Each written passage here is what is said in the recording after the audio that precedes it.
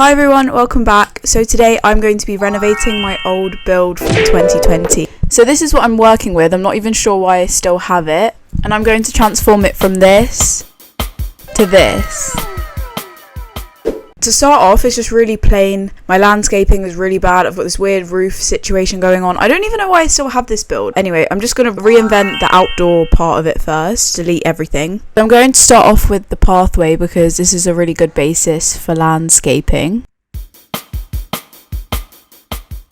And then I'm also just going to add some extra details along like the outline of it to add some plants, some other little bits.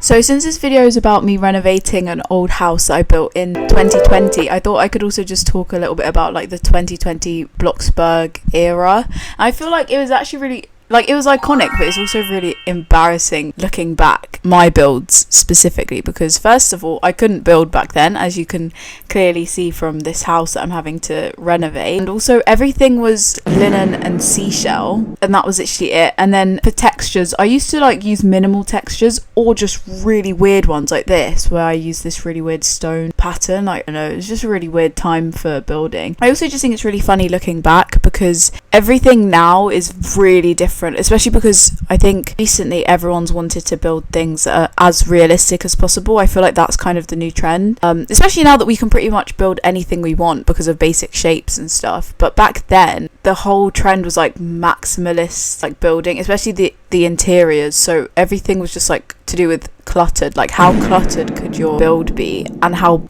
colourful. I took a lot of inspiration actually from French roses back in the day. I think for me would always give like the most girly speed builds, and obviously I wanted all my houses to look like girly and colourful and pastel coloured, so I guess that kind of makes sense. It was also like one of the inspirations for starting my own channel, which I started during 2020, guys. It's so bad because I just had these really weird houses. Oh my gosh, that just reminded me of like the avatars as well that we had back then. It was really weird. Like, it was, everyone would have like these bees flying around their face, and then this hat, there's like a park ranger like safari hat. Yeah, that's what it's called, I think. So like the safari hat or something. I remember my avatar used to have a top with like a sunflower on it.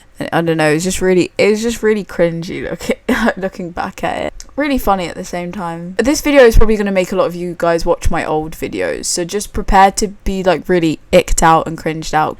Okay guys, so slightly off topic, but I just wanted you guys to let me know in the comments if you want to continue to see more roleplay content, because I'm still working on some. But I just didn't know if you guys had any preferences or anything specific that you wanted to see. Also, I kind of find it a bit harder to come up with ideas for role plays, as I find it easy to come up with ideas for builds. I don't know if I said that in the right order or not, but you guys can just let me know in the comments. And if you have any other video ideas, suggestions in general, also let me know, because I love to make videos that you guys specifically want to see. So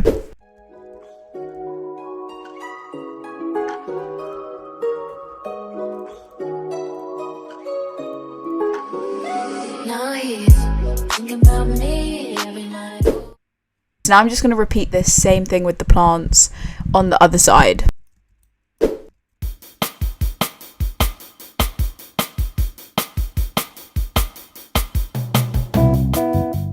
Okay, so now I'm just going to add some fences because this is just going to help a bit more with the landscaping, make it look a little bit less boring. I'm actually going to do the iconic 2020 double fence hack that we all used to do back in the day, because it actually is still quite cute. I still do it quite a lot. Now I'm just going to add some like cutesy little flowers to fill up the space over here, because I didn't really know what to put, and I put all of the plants along that brown thing. So I still want to keep a similar theme to what I did before with the stone texture, but I'm just going to swap it over to a better one.